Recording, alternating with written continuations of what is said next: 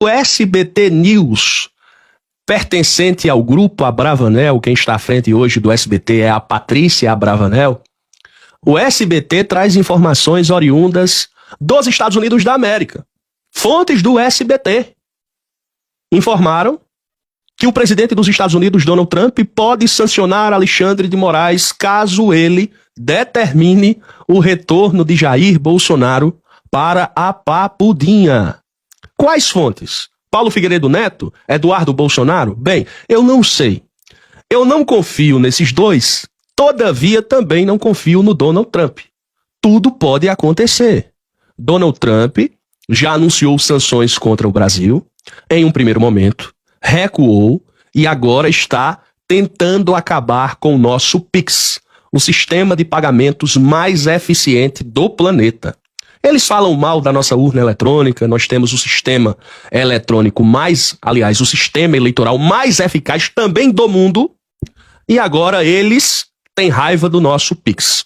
Fontes ligadas ao governo dos Estados Unidos afirmaram ao SBT News que a gestão Trump acompanha atentamente os desdobramentos políticos e judiciais aqui no nosso território. E a gestão Trump avalia possíveis medidas contra autoridades brasileiras. Segundo a reportagem, o ministro Alexandre de Moraes voltou ao radar de Washington em meio às decisões envolvendo Jair Bolsonaro. O ex-deputado Eduardo se reuniu com 20 senadores republicanos, inclusive está em Washington, articulando as sanções e alegando que está sendo perseguido. Ele que foi condenado a 4 anos e 2 meses de prisão. De acordo com fontes estadunidenses ouvidas sob condição de anonimato, ouvidas pelo SBT, eventuais ações consideradas prejudiciais à direita brasileira durante o período eleitoral poderiam motivar sanções dos Estados Unidos. O tema ganhou força diante da expectativa sobre uma decisão de Alexandre de Moraes a respeito de Bolsonaro. O ministro analisará se mantém o ex-mandatário em prisão domiciliar ou se determina sua transferência para o 19º Batalhão de Polícia Militar do Distrito Federal, conhecido como Papudinha. Fontes consultadas pelo SBT afirmam que uma eventual revogação de uma prisão domiciliar de Jair Bolsonaro poderia servir de fundamento para uma nova ofensiva política e diplomática dos Estados Unidos contra o magistrado.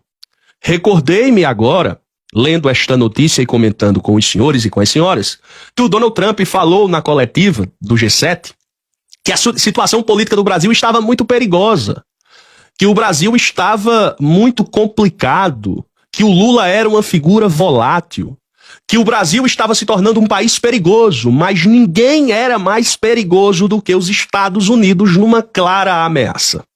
Jair Bolsonaro foi condenado a uma pena de 27 anos e 3 meses de prisão no âmbito do inquérito da trama golpista. Muitas pessoas se indagam: João, e a questão do PL da dosimetria que passou no Congresso Nacional? A pena do Bolsonaro não foi reduzida? Teoricamente foi.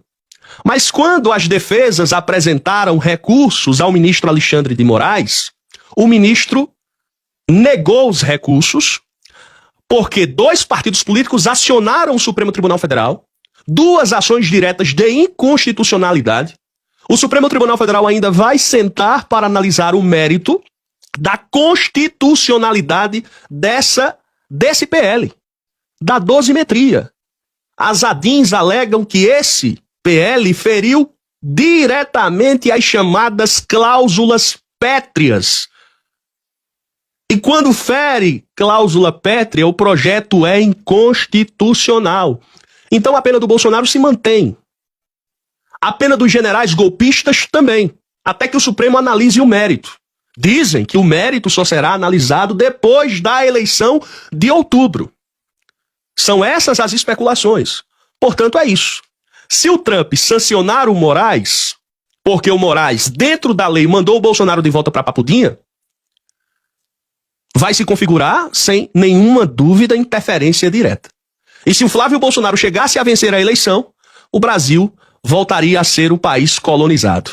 Desta feita dos Estados Unidos da América. A cadelinha no cio da América Latina seria o Brasil, chefiado, Deus me livre, eu estou falando aqui, hipoteticamente, por Flávio Bolsonaro. Mas voltando para o mundo real, isso não ocorrerá, pois Lula vencerá a eleição.